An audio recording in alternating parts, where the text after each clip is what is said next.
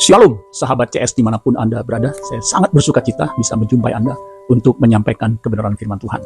Kebenaran firman Tuhan pada kesempatan kali ini berjudul Whom You Love Us. Judulnya sangat menarik, Whom You Love Us. Siapa yang Anda paling kasihi? Kejadian 22 ayat 1 dan 2 dikatakan begini. Setelah semuanya itu Allah mencoba Abraham. Perhatikan di situ, Allah mencoba Abraham. Sebenarnya lebih tepat bukan mencoba tetapi menguji. Makanya King James itu memberi terjemahan God tested Abraham. Ia berfirman kepadanya, Abraham, lalu sahutnya, ya Tuhan. Ayat 2, firmannya, ambillah anakmu yang tunggal itu, yang engkau kasihi, yakni Ishak. Pergilah ke tanah Moria, dan persembahkanlah dia di sana sebagai korban bakaran pada salah satu gunung yang akan kukatakan kepadamu. Jadi di sini secara spesifik dikatakan anakmu yang tunggal itu. Jadi jelas anakmu yang tunggal, anak satu-satunya, yaitu disebutkan namanya Ishak. Ya, memang Abraham sebelumnya punya anak dari Hagar, ya, budak yang didapat dari Mesir. Budak dari Mesir itu bernama Ismail. Tetapi di sini dengan tegas dan jelas Alkitab mengatakan, ambillah anakmu yang tunggal itu, yang kau kasihi, yakni Ishak. Ya. Terjemahan King James itu menyebut Ishak itu mengatakan begini. Saya langsung baca bagian yang kedua. And he said, Allah berkata, take now thy son, thine only son Isaac. Jadi dengan jelas dikatakan thine only son Isaac, whom thou lovest, yang kamu kasihi. Di situ dikatakan memakai bahasa Inggrisnya lovest. Ya, ini superlatif. Superlatif degree artinya yang paling. Ya, kita tahu bahasa Inggrisnya ada positive degree pakai S. Ya, sama begitu saudara. Ada komparasi, komparatif, ya lebih. Di sini memakai superlatif. Whom you lovest, yang paling engkau kasihi. Saudara-saudara sekalian, jadi yang jelas Allah perintahkan untuk dipersembahkan sebagai korban bakaran di sini adalah Ishak yang paling dikasihi oleh Abraham. Nah, kita tahu Abraham untuk mendapatkan Ishak itu harus menanti 25 tahun.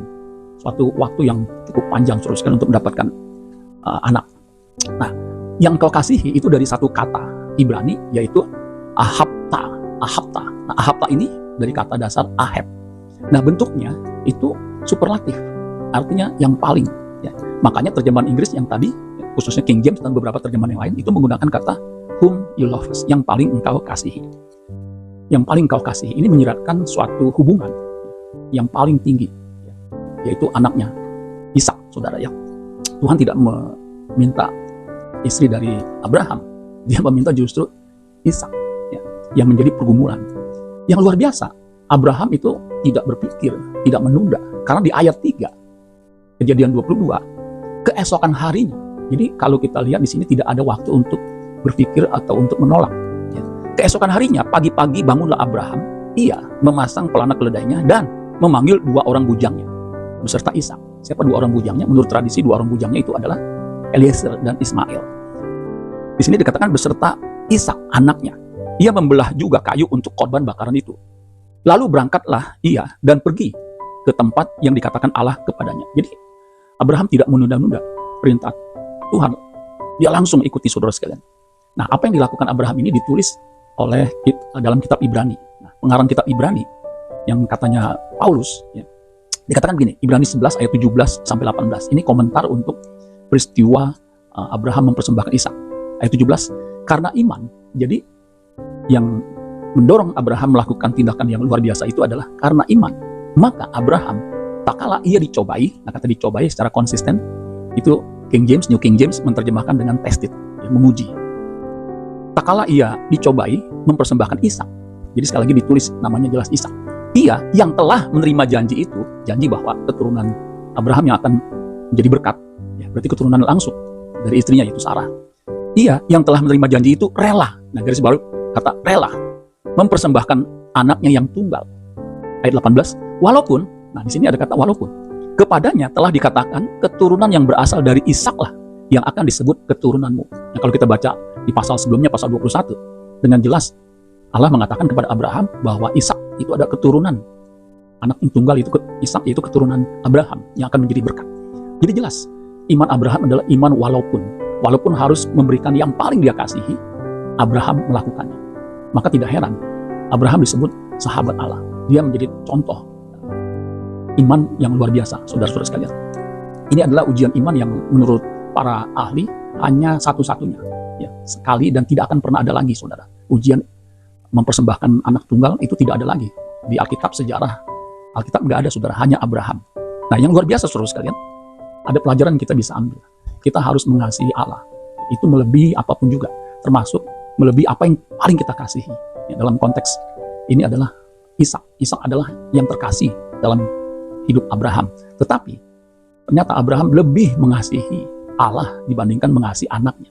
Jadi sesungguhnya yang terkasih itu adalah Allah bagi Abraham. Nah, kalau kita baca di ayat 12, ya, Kejadian 22, dikatakan begini, lalu ia berfirman, tentunya Allah, ya, jangan bunuh anak itu, dan jangan kau apa-apakan dia, sebab telah ku ketahui sekarang bahwa engkau takut akan Allah, dan engkau tidak segan-segan untuk menyerahkan anakmu yang tunggal kepadaku. Jadi jelas, saudara sekalian, di situ dikatakan, telah ku ketahui sekarang bahwa engkau takut akan Allah. Nah, kata takut akan Allah, itu di terjemahan bahasa Inggrisnya, King James khususnya, itu lebih dramatis. Saya akan bacakan King James Version untuk Kejadian 22 ayat 12. And he said, lay not thine hand upon the lad, neither do thou anything unto him. For, perhatikan, now I know that thou fearest God. Jadi ada kata fears, ya bukan hanya fear, tapi fears. Jadi Abraham ternyata yang paling dia takuti, yang paling dia hormati, yang paling dia utamakan itu Allah. Seeing thou hast not withheld thy son, thine only son from me. Jadi jelas, saudara sekalian, mengapa Abraham, ya, bisa dengan tega yang mempersembahkan Ishak anak tunggalnya yang paling dia kasihi, whom he loves, sebagai korban bakaran. Jawabannya di sini, Allah tahu bahwa Abraham itu lebih mengasihi Allah, Yehova, Elohim Yahweh. Itu jelas, furious. Jadi ternyata yang paling dikasihi Abraham itu bukannya Ishak, ternyata Allah. Itulah sebabnya dia rela mempersembahkan Ishak yang dia kasihi. Makanya di ayat 12 itu terjemahan firman Allah yang hidup mengatakan begini, singkirkan pisau itu, jangan kau bunuh anakmu, seru malaikat Tuhan. Karena aku tahu bahwa engkau mengutamakan Allah dalam hidupmu sehingga engkau rela menyerahkan bagiku anakmu yang kau kasihi sekalipun. Jadi saudara-saudara sekalian, ternyata saudara sekalian, Tuhan menginginkan kita mengasihi dia melebihi apapun yang paling kita kasihi, termasuk anak kita, pasangan kita, apapun, saudara, harus lebih. Ini sesuai dengan ajaran Kristus. Kalau kita baca di Matius pasal 10 ayat 37, ini ajaran Yesus. Dikatakan, barang siapa mengasihi bapa atau ibunya lebih daripadaku, ia tidak layak bagiku. Dan barang siapa mengasihi anaknya laki-laki atau perempuan lebih daripadaku, ia tidak layak bagiku. Jadi saudara sekalian, kita harus mengasihi Allah. Makanya mengasihi Allah itu melebihi dari apapun juga. Mengasihi dia dengan segenap hati, segenap jiwa, segenap kekuatan, dan segenap akal budi. Jadi seanteronya, ya, the optimum. Ya. Di bagian lain dikatakan di Lukas 14 ayat 25 sampai 26. Yang dikatakan begini, ayat 25, pada suatu kali banyak orang berduyun-duyun mengikuti Yesus dalam perjalanannya. Sambil berpaling, ia berkata kepada mereka, Yesus berpaling, kemudian berkata kepada mereka, ayat 26. Jikalau seorang datang kepadaku dan ia, perhatikan, tidak membenci bapaknya, ibunya, istrinya, anak-anaknya, saudaranya laki-laki atau perempuan, bahkan nyawanya sendiri, ia tidak dapat menjadi muridku. Di sini dalam bentuk negatif, saudara sekalian. Bukan berarti kita harus benci saudara kita, ya, nyawa kita benci.